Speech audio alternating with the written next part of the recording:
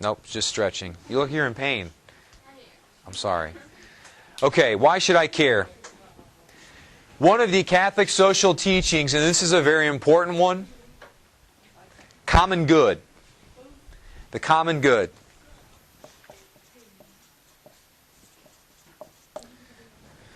Okay, when I ask you, make sure you're able to identify the important Catholic social teaching that's involved with this issue, okay, on a test. The issue would be the common good.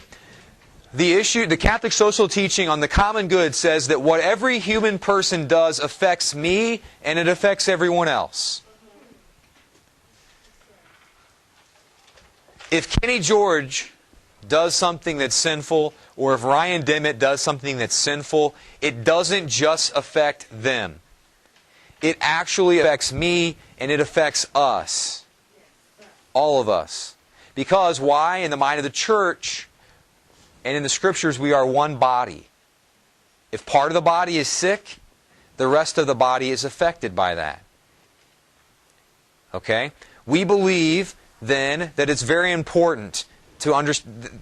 That is the response then to that question. Why should I care what other people do? You should care because it affects you. Someone else's decision to get married, to consider marriage between two men or two women as a marriage, affects you. Even if you are not for it even.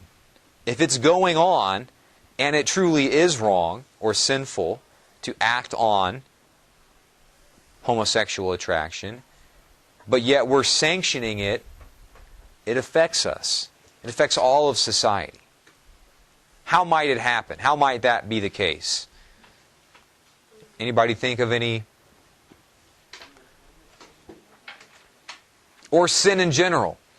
How does something that is sinful that someone else does, how could that affect me, even though the person might not even be near me, or maybe not even in my city? It influences society overall to maybe start to think that that act is okay.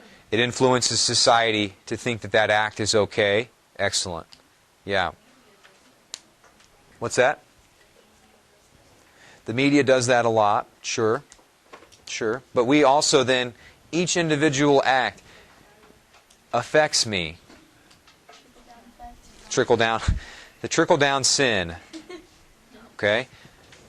Do you guys believe that or not? And I'm just asking, taking a survey here. Do you believe that when other people do something that's wrong, it affects you in a negative way? And then when other people do something right, it affects you in a positive way? Are we all related or interlinked somehow or not? It might be a very small way, but I think so. Okay. All right. Anybody think of anything else about that? That's what the church believes when it says the common good. There is a common good that is all the things that you do affect me. The thing that's going on in Japan, that affects me. The child that dies tonight from starvation has an effect on me. The 24,000 kids that die today from starvation in our world every day, that affects me even if I don't want it to. Okay? It may be in ways that I don't see. It may be that that child that dies tonight, if somebody had gotten him food, if I had helped to get that child food, that would be the guy who cures cancer. But I'll never know that because he didn't live. Okay? There's a lot of things that we think, well, I don't see how that impacts me, but when you think about it, it could really impact the rest of us, but we're just not aware of it. You here in Indiana can be affected by things that are going on all over the world and are affected, especially among human people. Okay? So that's what the common good is in Catholic social teaching. Okay? So we'll do one more thing here and then we'll take a break. The church also says this is something that makes sense according to the natural law. According to the natural law. Remember, with laws of the land, the church says that it is a consultant. Make sure you highlight that. That's an important thing.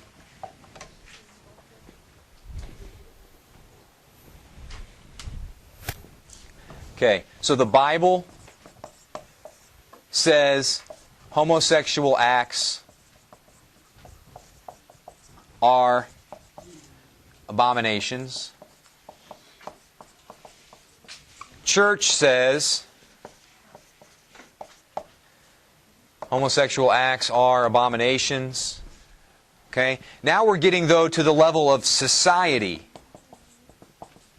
which is the original exercise that we did. What is marriage? Okay, we're looking here at the society level, because we obviously, the society is not going to take the church's understanding of marriage. Right? I mean, there's a separation there. And we have many different faiths in our country, right? Obviously. So it's not that the church, the society is not going to say, you know what, let's just adopt what the Catholic Church says. Of course not. So in these issues, though, the church no longer has the power to actually force. You know, back in the Middle Ages, there was times there where the church had a lot of temporal, earthly power. It doesn't have that anymore. So the church serves now as a consultant. Make sure you kind of highlight that somehow. That's important. That's an important topic. Hannah? Okay. This is a good question. I guess my question would be, and I know we spent all last class discussing why it's the acts that are not, citizens, Mm-hmm. not the attraction, but why? I mean, I guess we can compare it to alcoholism or something along those lines, where it's wrong to be, drinking if you can't, if it's a disease or whatever, but you can get that same sort of happiness or fulfillment from something else. But why, homosexuals, I guess they can't just be oh, I'm not going to be homosexual, so I'll just women and get that same sort of fulfillment and that loving relationship with a partner. Mm-hmm. So because you're it, you say that it's In the moment, you can, at this time, should, but right? So you're saying, can we blame them as much? Like, the whole thing is moral luck, I think it's what it's called. Uh-huh. Like, if someone is predisposed to have more of a temptation than someone else, Right. are they as much to blame? Mm-hmm. And I think what we would say to that, what the church would say to that is, if you remember from morality class, even if you have an inclination to something, which we all have an inclination to what? Sin. Okay, so just because we have an inclination to something in no way takes any of the blame off of us when we do sin. And so the same thing would go for attractions that we have. If I'm attracted to a person of the same sex, or if I'm attracted to alcohol, or if I'm attracted to whatever, me giving in, I'm no less culpable in the mind of the church, if that answers your question. I mean, that's good, but that's not what I was asking. Okay. Well, what? I mean, I guess I'm just asking, with the other examples we can give, basically they can get that sense of fulfillment from something else. Okay. But with Alcoholics can get some sense of fulfillment. well, yeah, I mean, if they go through all the steps and then they can be just as happy, or whatever. They learn to cope with their alcoholism. Yeah. Okay. But homosexuals, I mean, they can't just be okay, well, I'll just, have a partner who's of the opposite sex because they're never actually attracted to that person. Do alcoholics just decide that they're not going to be addicted to alcohol anymore? Yeah, and then they work for it. They go through all this. Yeah, but I'm saying, in the moment, they can't just. There's work that has to be done. There's a process there, and so the church. Homosexuals can't go through a process. Well, They don't have that option Yeah, they can to get to something I have a else. cousin who used to be gay and now he's straight, has a girlfriend. But he was But he's like, what the church is no. What the church is saying is, and this is what we talked about. This is a good question. Good question. The church, though, is saying that what we identify right now as being my attraction, this is something that I have within me, this homosexual attraction, right? Okay? If I can, but through counseling, through whatever it may be, I can perhaps lower that through the same type of deal as you're talking about with Alcoholics Anonymous, that kind of stuff, okay? I can lower that and I can start to find out that maybe there is something beneath the surface, the iceberg, There might be something beneath the surface that is actually causing this. Because if it's not genetic and it's not biological, then it has to be something that's going on down beneath that surface. But couldn't it be that we just haven't found that it is something within our brains? I mean, didn't you say that we could eventually find something? Even if we did find something that said that, look, this is a genetic or a biological thing, we would still say that you can't act on, because again, alcoholism and other things like that are in some way genetic and biological. I'm not a biologist, so I can't give you the, but I mean, that's the basic understanding, is that they are somehow biological. We still don't act on them. We still don't consider it good to act on that just because it's a biological inclination that I have. Right, but if we find other... It's the same thing with sin in general. We think we're attracted to sin. We can find other ways to fulfill ourselves besides the sin, even though we're attracted to the sin. Emily? Would the church consider homosexual attraction a disease? Well, see, that's what we were saying, because the last class we talked about... Were you here last class? I can't remember. Yeah, I was. When we talked about like V for Vendetta, like, oh, we've got to cure everybody. No, that's not how it is at all. That's not the understanding of the church. The church believes, though, that if there are, and we'll look at this later, but there are organizations in the church. There's a real famous one called Profile, or it's called Courage. There are groups out there in the church that will help people who want it. But the church isn't out saying at a or a homosexual rally or whatever, you all need to get fixed, or come over here and we'll fix you. That there's none of that. It's first of all just hurting and feeling compassion towards the people because of what they're going through. Now, some people get mad at the compassion. Yeah. I don't want your compassion, that kind of thing. But yeah. Can homosexual attraction be reversed? There are a lot of people who experienced homosexual attraction, went through counseling and those kind of other things, and learned. And like Elijah just said, what was it, Elijah, your cousin? He had homosexual attraction, went through some counseling and so forth, and is now not struggling with that. I've never heard of that happening. I never have either.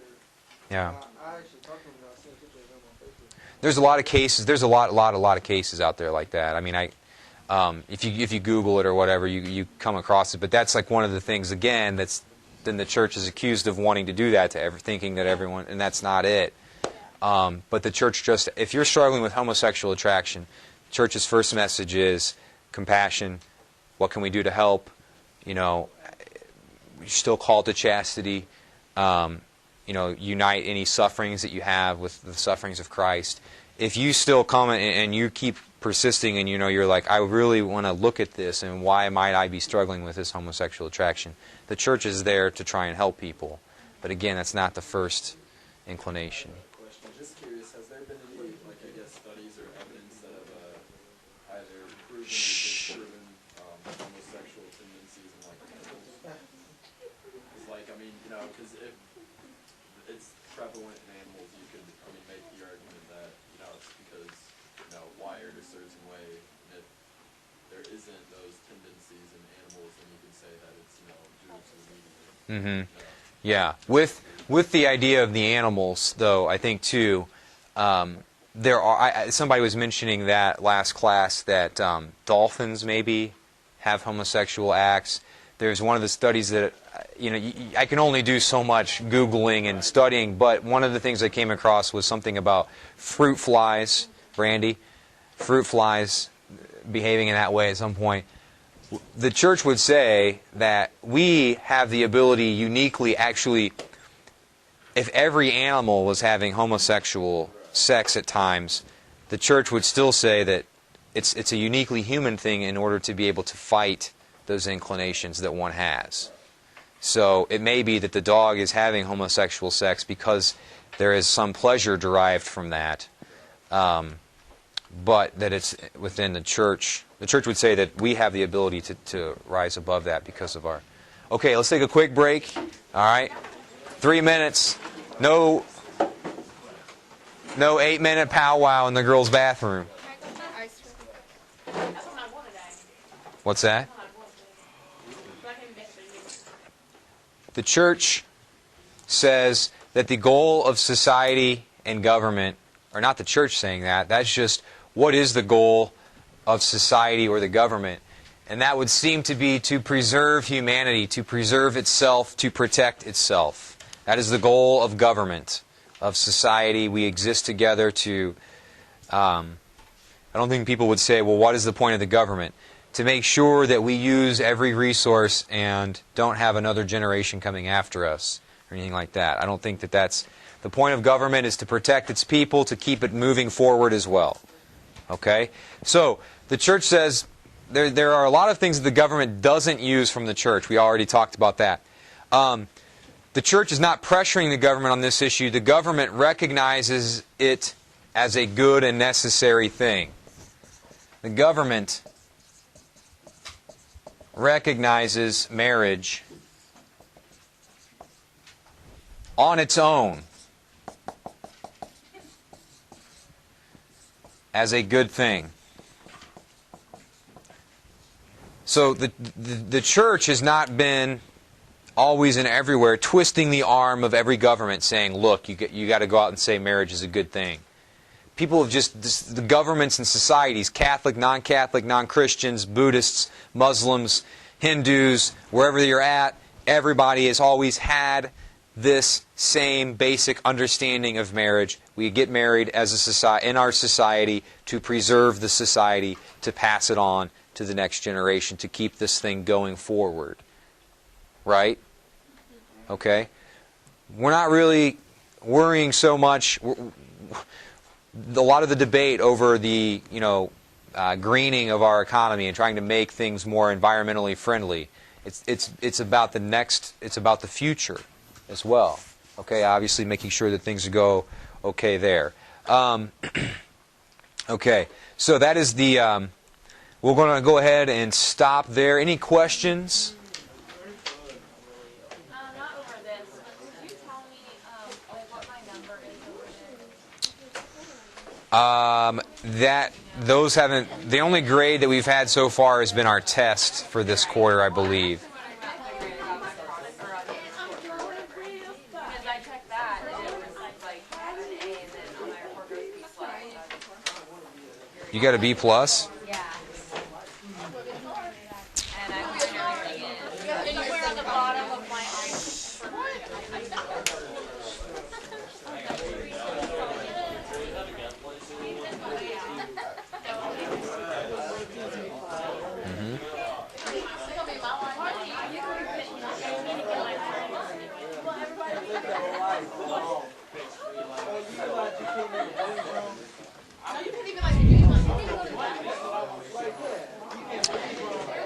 I guess I have you down as not having turned in that last assignment about indissolubility, fertility, and faithfulness. 10 points. It was on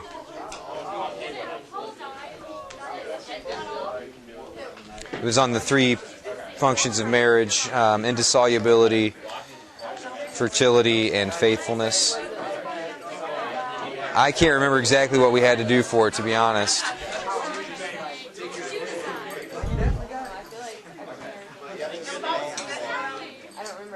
It looked like you were absent on that Friday, and then so we turned it in on that Tuesday, and I didn't. And it probably wasn't in the Yeah, probably not. I mean, I'll change your grade if that's.